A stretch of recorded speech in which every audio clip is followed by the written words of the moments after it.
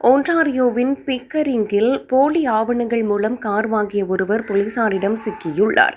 குறித்த சம்பவம் 2025ஆம் ஆண்டு பிப்ரவரியில் ஒரு கார் விற்பனையகத்தில் நடந்தது. அவர் அந்த வாகனத்தை பெறுவதற்காக போலி விவரங்களை பயன்படுத்தியுள்ளார். குறித்த கார் ஹூண்டாய் எலான்ட்ரா ரகத்தைச் சேர்ந்தது என தெரிவிக்கப்பட்டுள்ளது. காரை வாங்கிய பிறகு அவர் எந்த பணத்தையும் செலுத்தவில்லை. இந்நிலையில் இந்த ஒப்பந்தம் மோசடி மூலம் செய்யப்பட்டது என்பதை போலீசார் பின்னர் கண்டறிந்தனர். அத்துடன் காரை வாங்கிய உடனேயே அந்த நபர் நாட்டை விட்டு வெளியேறியுள்ளார். இதனால் அவரை கண்டுபிடிப்பது போலீசாருக்கு மிகவும் கடினமாக உள்ளது.